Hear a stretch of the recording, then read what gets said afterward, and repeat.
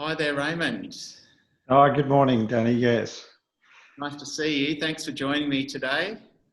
Yes, it's a sort of a fantastic sort of spin-off from this terrible crisis, isn't it? The Zoom, the perfection of the Zoom sort of interview and discussions that are going on.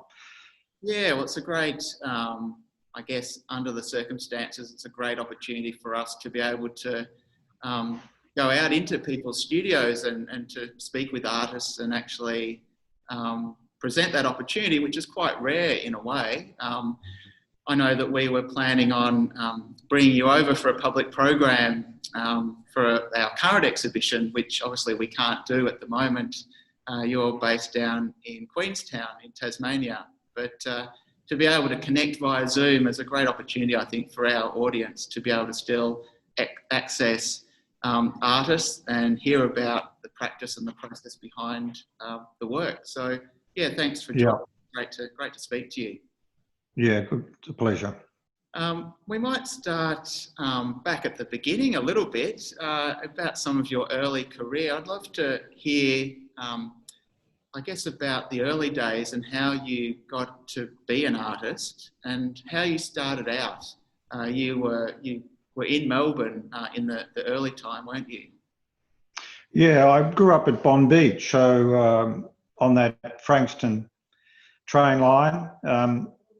My parents built a house down the bottom of something called the Broadway in Bonbeach, and my grandfather, who was an arbitration court judge, lived up on the top corner of Broadway. And to some extent, I, as a young kid, was with my grandfather and my grandmother as much as my parents, because they were out working. My father was a sign writer, spray painter, as his father had been before him. They were coach painters, essentially. So I'm down there. I can see the mountains. I can see the Dandenongs across those plains to the north of that coastal strip. And I'm on the beach all summer, I guess. A fairly conventional education at the Bonbeach High School, and then into teaching, into art teaching. There was a remarkable course in Melbourne that through the Melbourne State College up in Grattan Street there. Fantastic course, particularly dedicated and constructed for art, to create art teachers. And I went there really wanting to paint. One of my dad's best friends had been in a Japanese prisoner of war camp, and he'd given me oil paints when I was about 14, I suppose. And so I'd been toying with those for some years before getting into that Melbourne top of Swanston Street art school, art teaching school. And it was a sort of Bauhaus meets Eltham art and craft. It was a very interesting mix.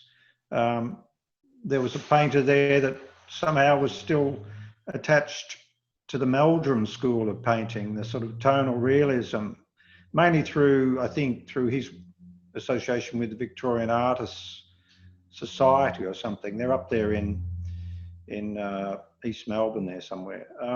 But then there were people who were developing sort of Bauhaus processes of material and design, and you tended to do everything because they obviously wanted to expose you as a sort of as a prospective teacher to all sorts of materials and techniques. So I was lucky in a way that I found that, and then I went as far away as I could out of Melbourne to Omeo and did some teaching up there in a tiny little school. Got into the mountains and started painting in the mountains.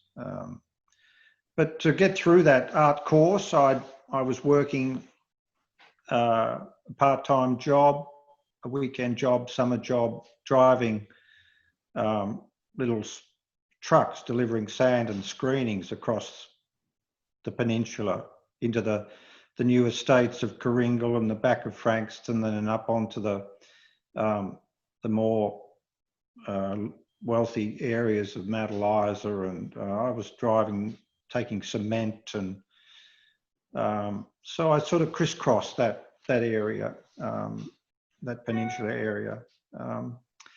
And I guess another little story is connecting to the gallery there, looking for the prints. I started to develop an interest in prints through that course in Melbourne. And Alan McCulloch's gallery down near the beach there at the beach end of the main street was somewhere to go. And that fantastic gallery, the McClellan Gallery, was always a sort of a haven for me. It was there was such perfection in the work and in the architecture that it became something for me to visit fairly regularly. So a young man growing up through the 60s, lining up for the draft, but obviously because I was studying, I wasn't going to be caught up in that immediately anyway. So pretty turbulent times, great big marches in the city that I didn't take part in, but could feel the energy and the sense of change coming. So teaching for a while in the mountains of Victoria, and then deciding I really needed to go to a real art school, and coming back to teach in Chadstone High School and buying a house in Carnegie and settling into Caulfield Tech, which eventually segues into Monash University. So I was always happy there. They were great teachers. John Neeson sort of was coming through from RMIT, out of the Balderson, out of that sort of immigrant culture of RMIT, and the print is a sort of an artifact out of Europe and out of that ages-old tradition. And Jeff LaGuerche, a big photorealist painter, bringing a lot of American conceptualism and photo imagery into my world. So I'd found my métier, as the French might say. You know, I'd found where I wanted to be, making those works. The industrial approach the working story that my father had he was always seemed to be working in his overalls every day, even at night. There'd be trucks, there'd be cars in our yard he'd be working on. So that sort of sense of work and application and carried me into the print world, I think, and I just loved it. So I resigned from the teaching fairly quickly and started to scrape out a little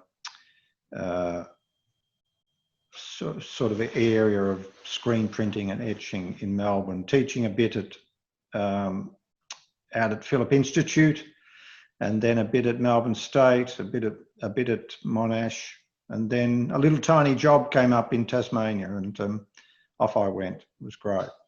And that must have been quite a transition for you to go down to Tasmania. Was that, what year would have that been? Was that sort of early 70s?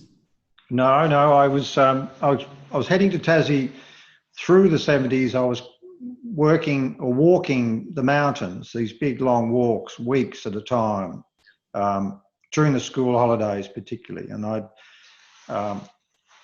first came here to do that as a teenager in 1967. I came to Queenstown in 1967. So I guess I was feeling connected to the rock and to the birds and to the sounds and the landscape of Tasmania. But it wasn't until I stacked these few things together of developing my artistic print career, this little tiny screen printing job coming up at the university in Tasmania, and I moved down to live in 1983, early 83.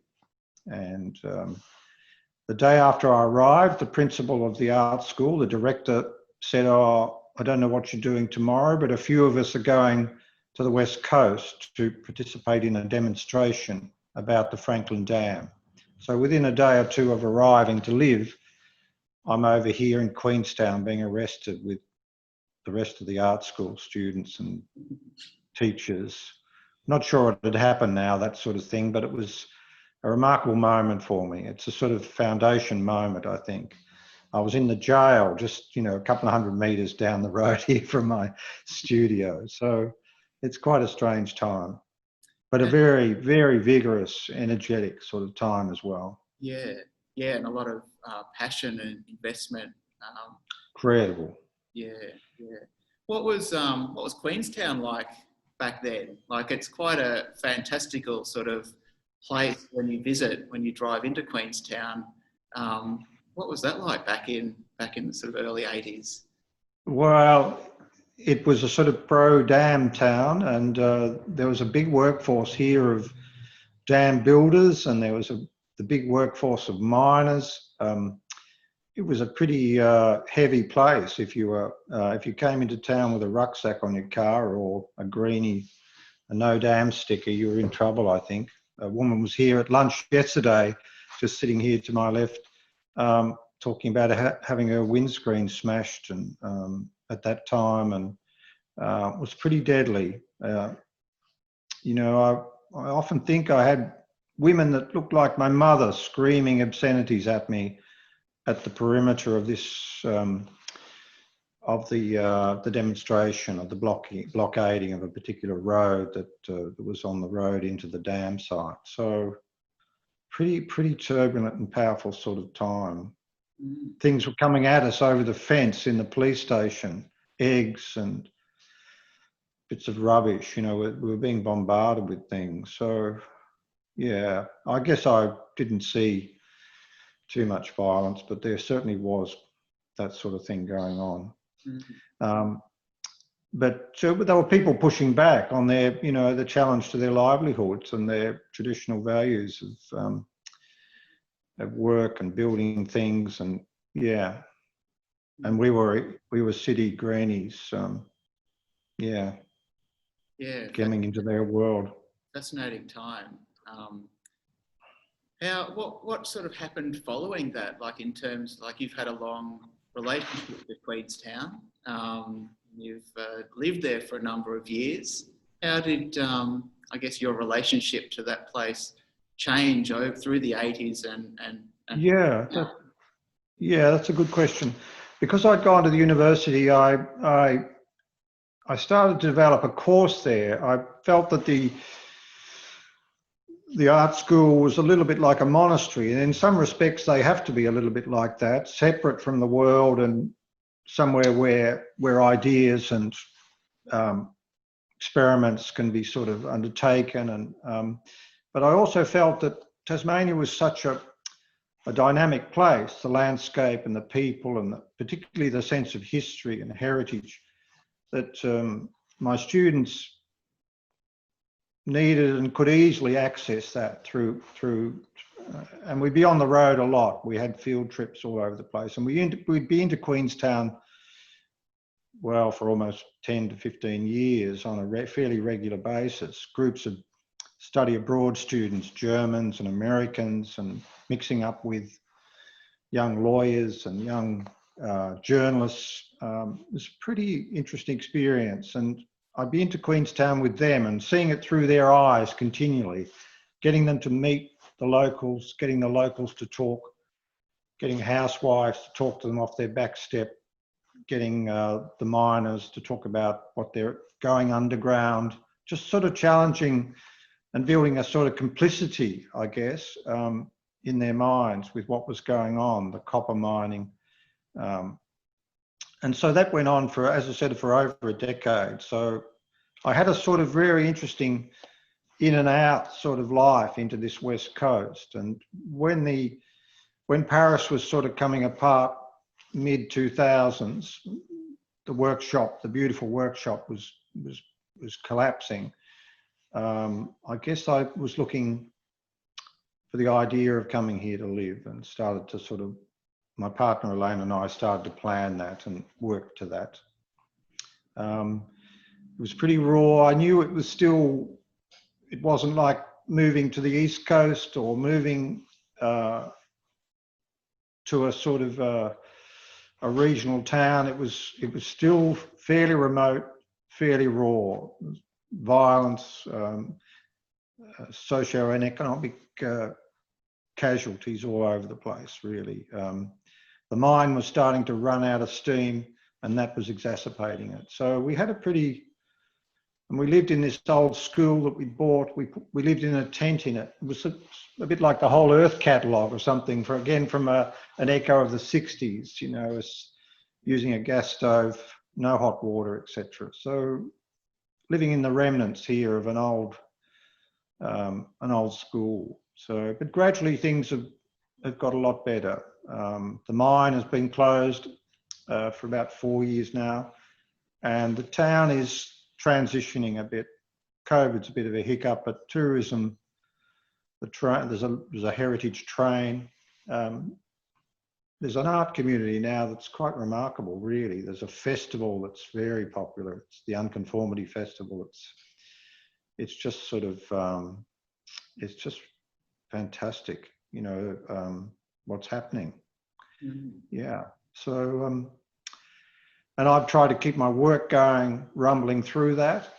And I guess for the first decade of us being here, we ran a program of exhibitions and workshops, residencies under the rubric of LARC, our Landscape Art Research Queenstown project. And I was trying to bring people here to look at some of the environmental issues, the legacy issues of mining, the deforestation and the acid mine drainage. I thought if we could get artists here in the mix, we could maybe start to address some of these things and take some care in this landscape. That must have been quite an amazing project to be able to bring artists into Queenstown to show them that physical landscape. What were some of the sort of interesting outcomes from that? Did you would have had people coming from all over the world to stay at that residency? Yes, people. I would look for people, or people would suggest other artists they knew, and a woman called Jude Abel created this motif of the search for material transformation, and she ran a sort of series of processes and works under that heading. There's a woman still coming here, was looking at turning the sort of sediment, the toxic sediment of the river here into a sort of pigment, and she's coming in another month or two. She's the closest, I think, to someone who's really almost got the hands-on thing going on. An Englishman, Richard Webb, we helped him find some natural pigments in the landscape, one that had a red manganese colour through it, and he mixed up paints from them and worked with those. Some of those sort of processes started to unfold. Otherwise, people were making images in photographs or paintings of the mine, of the land, of the landscape. There's an incredible site that an Englishman sort of sat right in the middle of. It's called the Confluence, where this toxic sediment-laden river, the Queen River, meets this dark, tanniny King River, clean water. There's a sort of incredible pool swirl there, and he made that a sort of like a theatre for him to enact a story in. So we had probably about 50 or so visitors doing work over that 10 years. A Canadian and a German, a French woman. Yeah, it was great, wonderful thing. Yeah, it's a great way to have artists coming into a place and really interrogating that landscape and the history of the space as well. And artists have such a unique way of really interrogating the landscape in particular. And I guess thinking about your work, you've got an amazing sort of relationship to the landscape. You want to talk a little bit about your relationship to the landscape, in particular the Tasmanian landscape?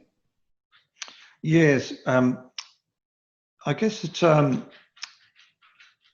been walking a lot through it. And as I said before, as I got older, I could walk for weeks on sort of like expedition walks into the Kosciuszko Mountains or and in particular in Tasmania in the southwest, and the rhythm of the walking and that daily movement creates a sort of an attachment, I guess. It sort of gears you into the place, into the profiles of mountains that you can slowly become familiar with. They're off in the distance, and then you're stepping towards them, and then you're crossing through a pass, and you're down into another valley. A sort of really lovely sort of feeling for the landscape. And I did that almost, as I say, every summer I'd be out walking, and also cycling a lot through the landscape. And when I came to Tasmania in that 83 time, I had a little flat, and in the middle of the dam story, that summer, we walked into somewhere called Frenchman's Cap. It's about 30 kilometres to the east from here, and I got a set of zinc plates, and through the 70s there was sort of these zinc plates would come from Japan. They were 20 inches by 40 inches, and I ended up with 8 of them, so they were quite big plates to start with. But I folded them out into a panorama that I'd sort of drawn up through the hard ground, through that processing, on my kitchen table, and that became a work called Imaginary Landscape, 18 months in Tasmania. And that was my first 18 months in Tasmania, which I tried to draw in those past experiences, the experiences of the provisional contingent things happening around me, around the dam. The fact that it's centred on the Franklin River, so it had that immediate connection. So Imaginary Landscape became a sort of something really solid I could hold on to about all of these landscape stories as they came into focus around the dam issues, around landscape value. And that was a key work for me. And then I got sort of distracted in a way. Maybe distracted's not quite the word, but the bicentennial started to, and my little contract job had finished, so I was on my own in an artist cooperative in Hobart called the Chameleon. And at that point, I learned that you could do things with others around this story of art. You could develop studios, you could develop exhibition programs. Nick Wardlow, the New South Wales curator, came through the brick dust. We were putting a new door in the back of this old factory that we were living in and working in. And here's Nick Wardlow from New South Wales. He was looking for where the young artists were, where the action was in a way. And here we were covered in brick dust and trying to sort of build a sort of almost like a nest for where we could work and in Hobart. So I got it started to become a little more, my relationship to the landscape, more about where people were in it and where artists were in it. And at one stage I had the ambition to meet every artist in Tasmania. I had a little postal van, and I started to get co-opted into various public processes for dispensing art and developing art policy through the state government arts policies. And through the Chameleon project, the whole thing sort of cooked up into a sort of intense time around the bicentennial. And the landscape and my focus on it sort of fell away a bit. There were pictures of flags and stories about Indigenous representation in Australia and things like that. There was, and I guess by the 90s, the early 90s, I'm back at the art school full time, and that coincides with the art school getting access to a studio in Paris in the Cité des Arts. And I'm one of the first people into that, because at that stage I'm realizing that the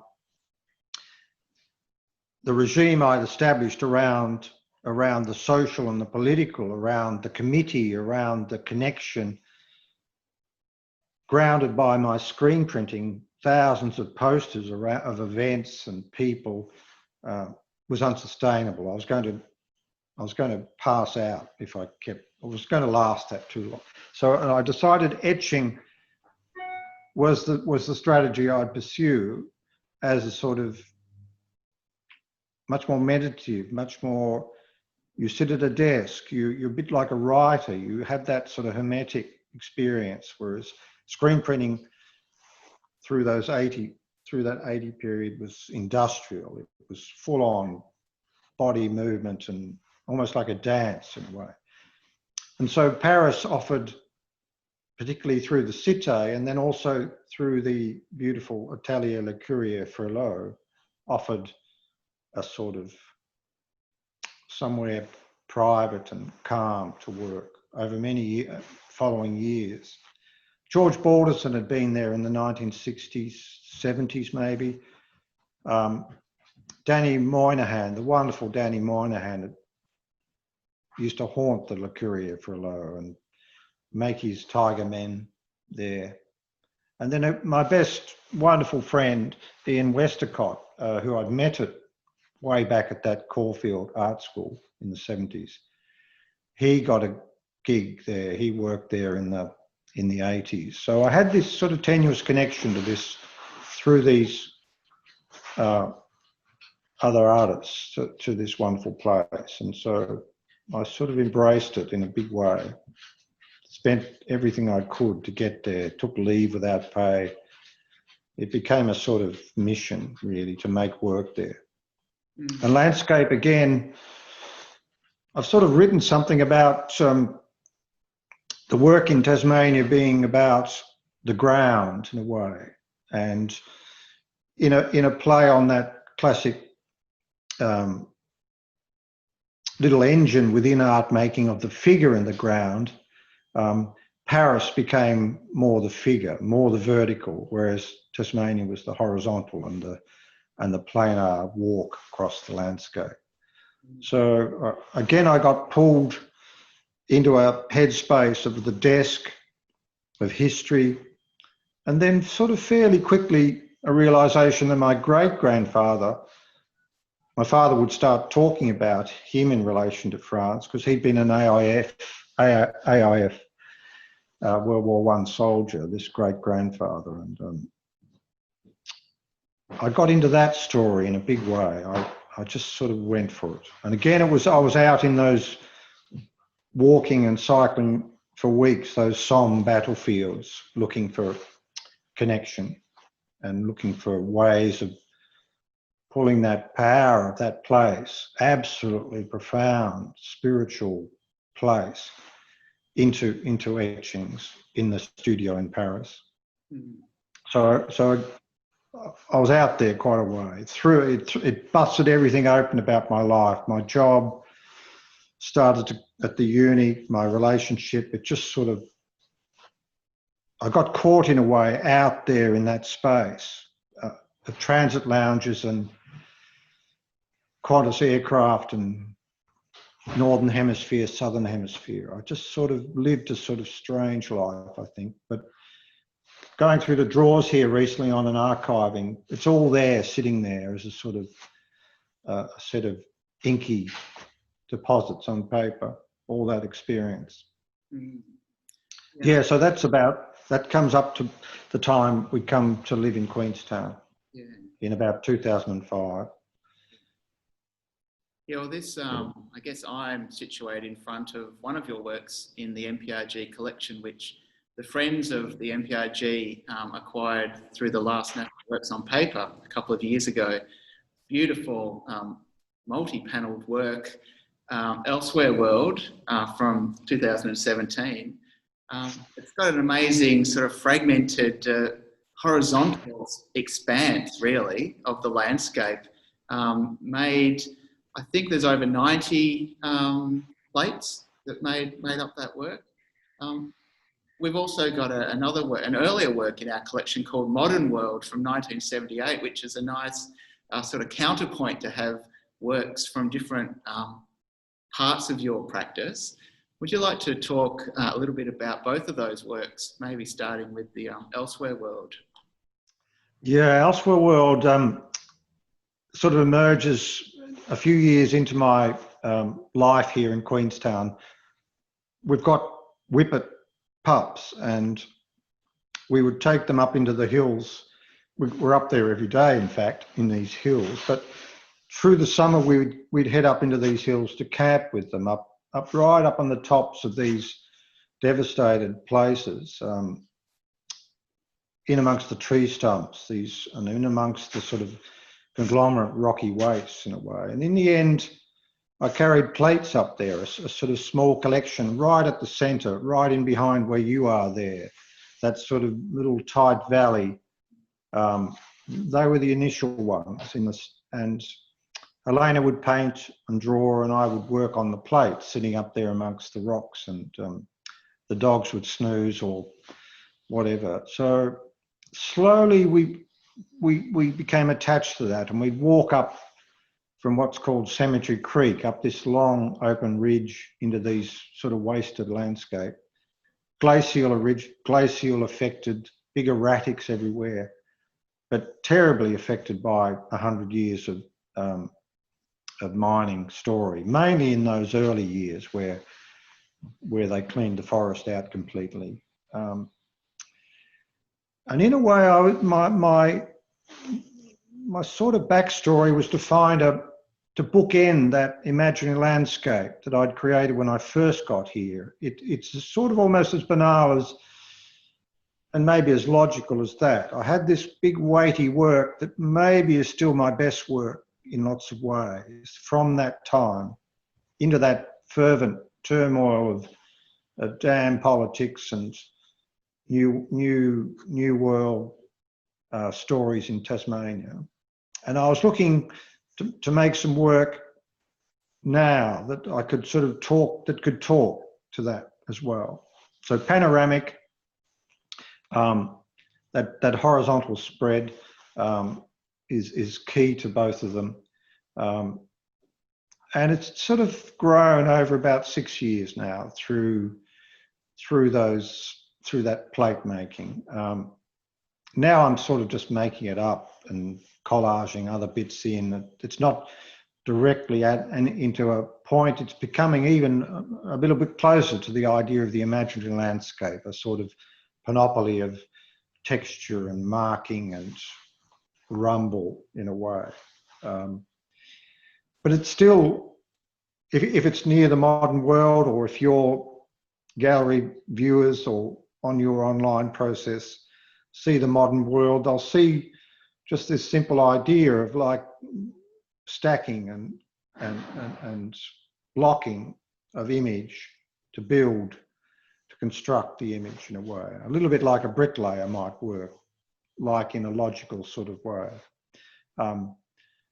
And in the luxury of that, you get to push the representational story, you get to develop a sense of form and space.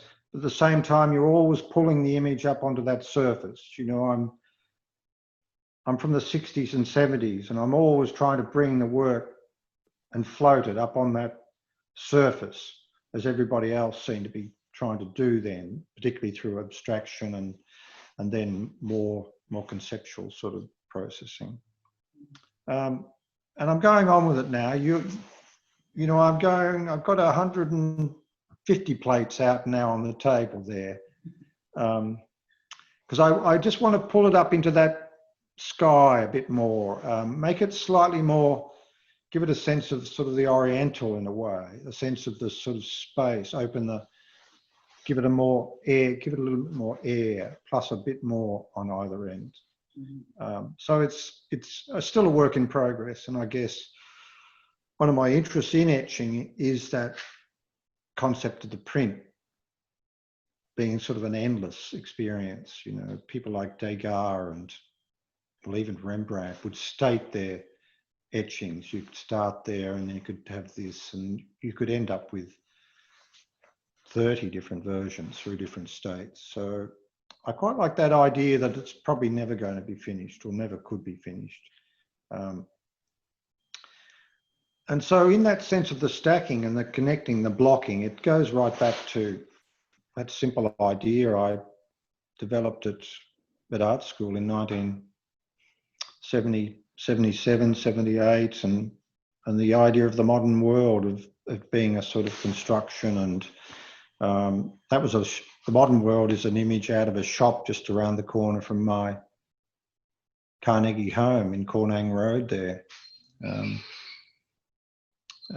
It's a screen print, so the modern world is a screen print, and it contrasts with this intaglio process of the big etching that sits behind you there, which is a process that I just absolutely love. It's just great. I was sitting there working on a new work this morning that's for a project on King Island about a terrible shipwreck in the 19th century. That's going to be a group of artists working with this idea. So I'm working through the ground, through that brown ground to the shiny copper and developing the image as I've done with the elsewhere world. Beautiful. And what are the works behind you in the studio? They are some recent paintings of yours? Yes, the festival that we have, well, I mentioned before, the Unconformity, occurs every 2 years, and it was meant to be this October, but it's been put off to October next year. And I'm working on these paintings for that festival. I hope to have